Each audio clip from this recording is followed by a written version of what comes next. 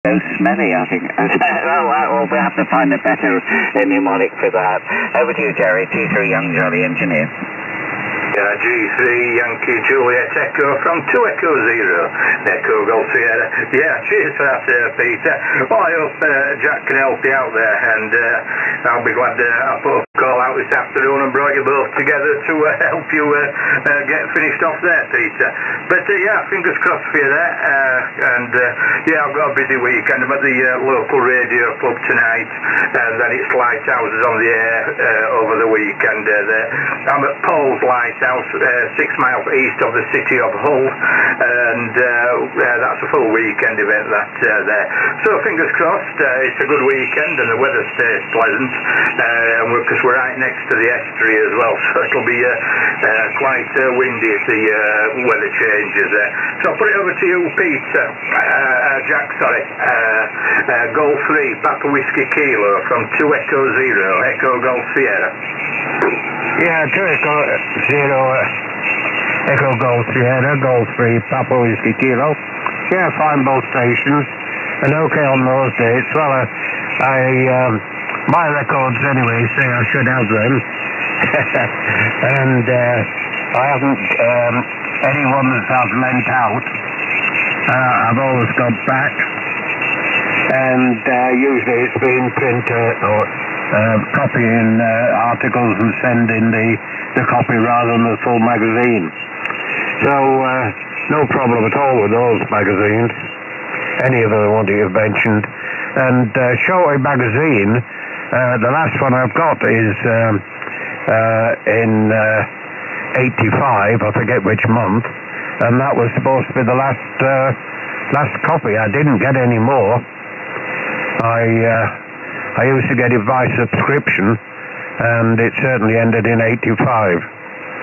So that's my record anyway. But I'll look up your telephone number on the VMARS membership list and give you a call this evening if you like, and we can see what to do. G3YCE, Golf 3, Papa Whiskey Kilo. Oh, you won't find G3YCE there. OEB Golf 3, Yankee Juliet Echo from the middle of the Cotswolds. But as I said, name is Peter, G3 Young Jolly Engineer. G3 Yankee Juliet Echo, let's keep it formal. I used to fly aircraft actually, a little two-seater Peel Emerald, but about 4 years ago, unfortunately, I touched the brakes, and it was as if they jammed, because the next thing I know, I nosed down and I went over, and all I wanted to do was gentle braking, but no, and as you think we got to bounce off the runway just at the wrong crystal instant.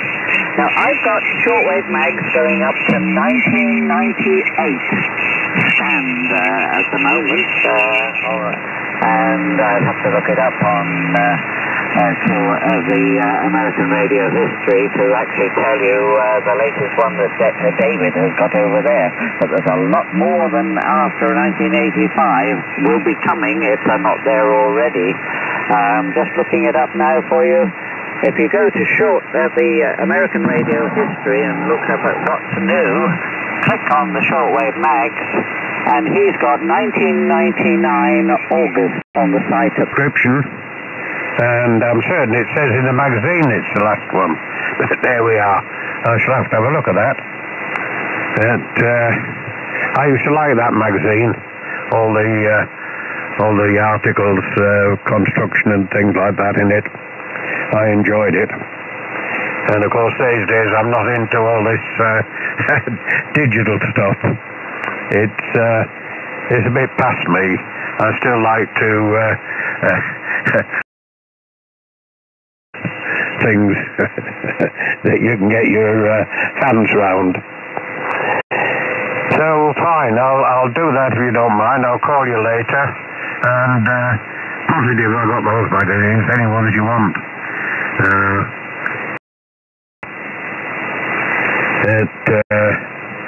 I shall have to look on that site and see there's later magazines. It'll be very interesting. As I say, I've got Ratcom as well, going back to 1930. And of course that went through the war, did the Ratcom. Practical wireless, I didn't start getting them until about the end of 1950. But I know of a few of the earlier ones missing. And with the shortwave magazines, there we are. They go back to almost the beginning. But as I say, some of them are bound copies. So any you come across you want, just let me know, and we'll have to see what we can do about it. And if they're going to be useful to somebody, I should be only too pleased to pass them on. I wasn't told it. I've been busy.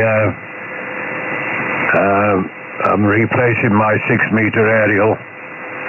I bought this rig a 7300 just recently, and it covers 4 meters.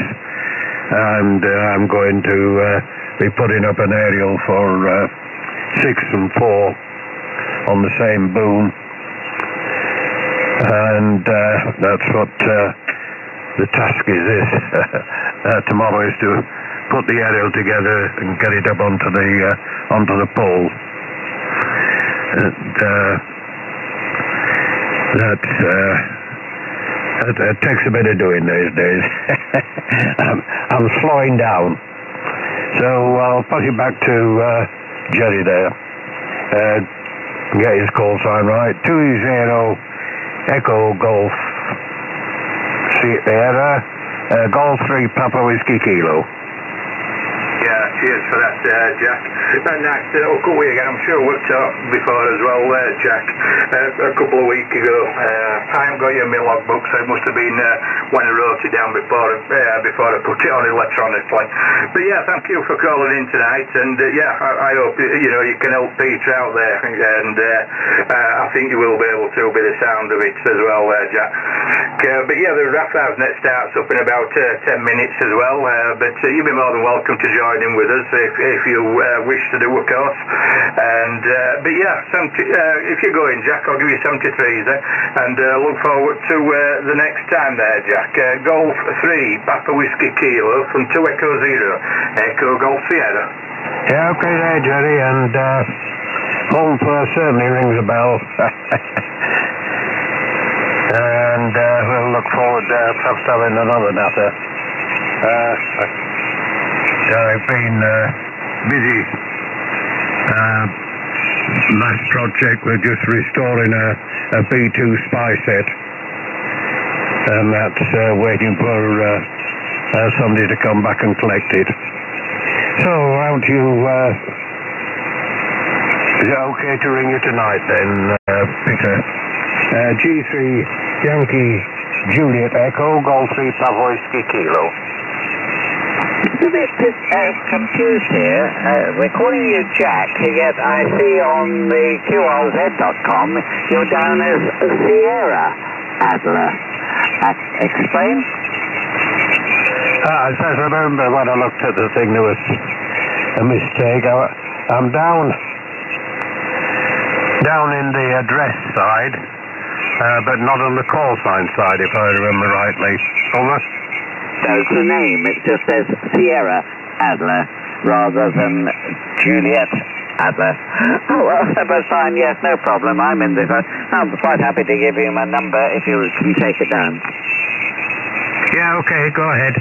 01438 864254. Hang on, you're a bit too fast for me. 864254. If I write it down, so you can't read it. I've been collecting these, I've been given 2 or 3 boxes not too from different sources. People in the club who I'm a member of CARA, Cheltenham Amateur Radio Association, and 2 or 3 members have given me some, plus somebody from the Gloucester Club close by sent me down to Burford, and I ended up with 3 or 4 years worth down there. It just gradually built up, as did Practical Wireless. I was well into Practical Wireless. 1968, they had the little Clubman receiver. I started building it, ran into problems because every stage was bottoming. In retrospect, it was because the transistors were rapidly getting better with the gain, and it needed the bias changing, which I didn't realize at the time. And I got married, and of course that took my mind off things like radio, a silly thing when you've got a lovely young wife. As a result, that's still up the attic, and only on Tuesday, when we had our club lunch, were we discussing it with a fellow member of the club who's got the same thing, started but not finished. So I issued him a challenge, and we've got to try and get it working before the next constructors competition in the club.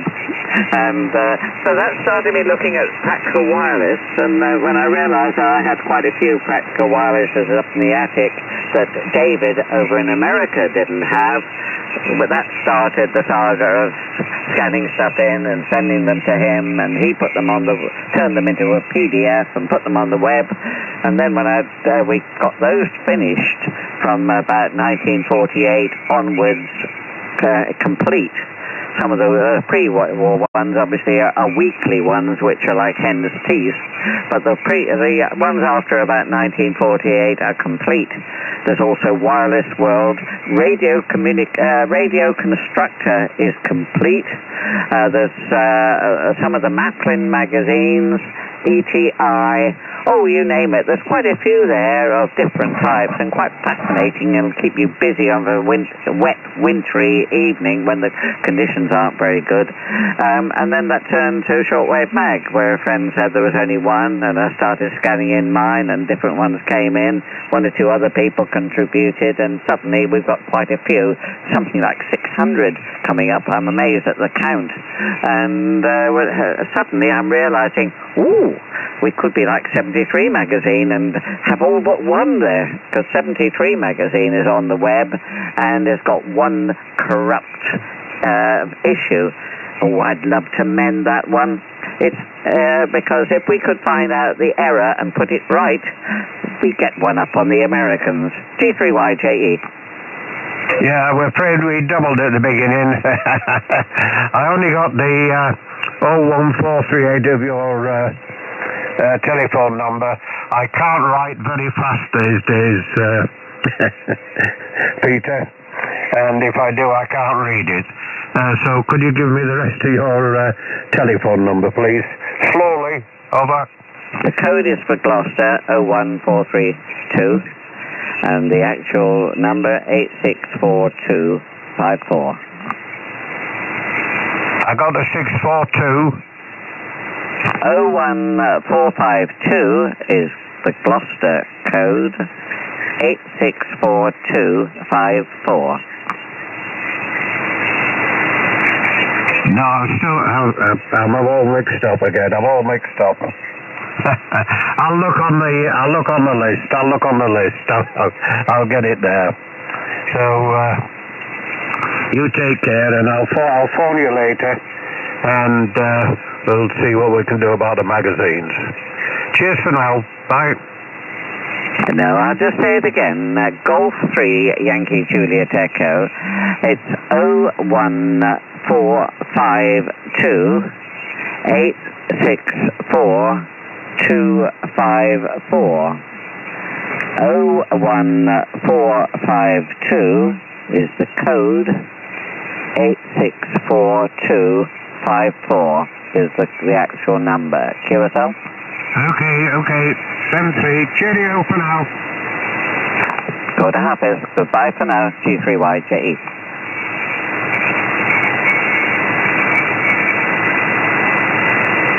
Went pretty well there, Peter. So fingers crossed gets sorted out with Jack there, Peter. Back to you. Yeah, I'm just trying to find him on... I've just had the list of members from VMARS. And I can't find him there either. The S Adler was on the wave on the QRZ.com rather than J Adler. And I thought I got the call sign right, but we'll keep looking through here and see if I've got cloth ears at this end.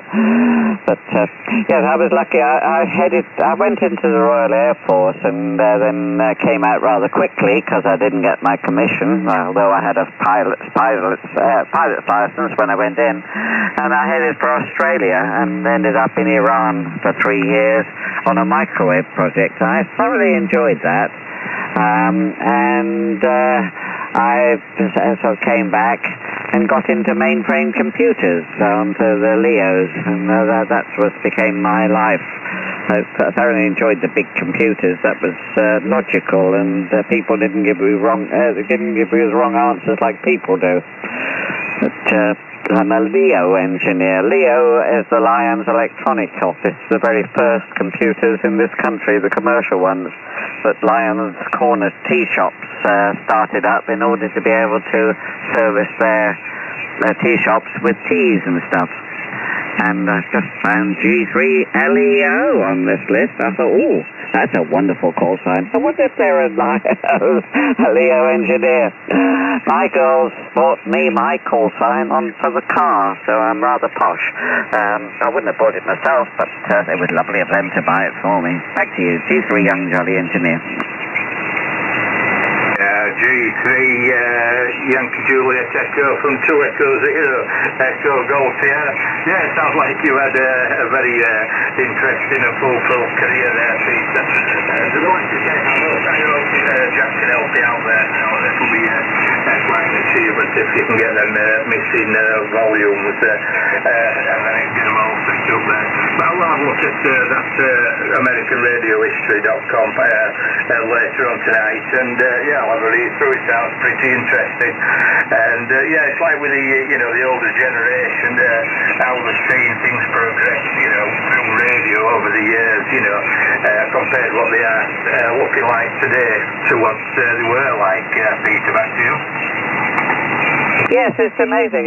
Sometimes I don't know if you ever remember the series back in the 70s called The Survivors. And that was a story of a very lethal virus that got unleashed in Moscow and then got propagated throughout the world. And 99.9% of the world's population died because of this. And people had to go right back to square one.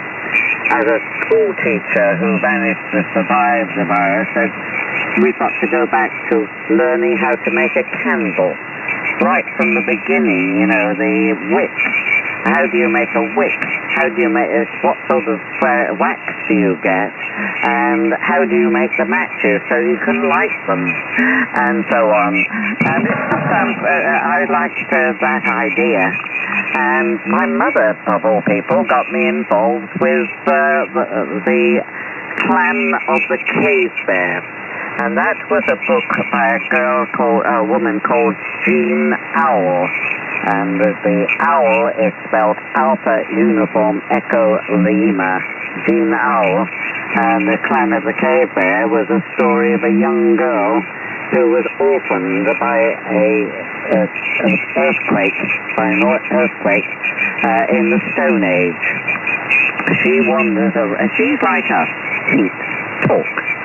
But she wanders around, and on the point of death is rescued by the clan, who are the Neolithic man as we know them. They do things by instinct, and they speak by sign language more, and they're bowed legs and very, very strong. She's brought up by them and becomes a medicine woman, and then as time goes on, she goes and lives on her own in a village, in a valley, and adopts a little pony. Now, people in those days didn't do that sort of thing. One day she actually puts her leg over the pony and goes riding. And people didn't do that sort of thing in those days. But she did find it gave her a much bigger advantage in hunting, because the animals didn't take any notice of this strange horse, but she could get close to them and get the food, and so on. And all through it, there's a clash of the standard, do it as we've always done it type of philosophy, and her, where they'll try it, something new all the time, and all that goes on. And it's quite fascinating. A simple little thing. She's broken her Stone Age axe made of flint, and she picks up the wrong stone to smash this bit of flint to make a new axe. And a little spark comes out and goes into some undergrowth, and a little wisp of smoke comes out. And this puzzles her, so she tries it again. And instead of having to, within minutes she's got several fires going, and it means that she doesn't have to spend half an hour rubbing a stick in a hole to try and get an ember to get a fire going. It's absolutely stupendous leap forward. And it's full of things like that, and I found that fascinating. GCYJE. GCYJE from 2 Echo Zero Echo Golf Sierra. Yeah, put a bit of a smile on my face when you mentioned about the place, and I could just imagine setting fire to the whole place, and yes, I'm wondering why, and then get the water and that puts the fires out. But yes, very interesting there, Peter, and the wrap out there's going to be starting up soon, but you'll be more than welcome to stay, but I'll be having to give the net controller a call anytime soon there.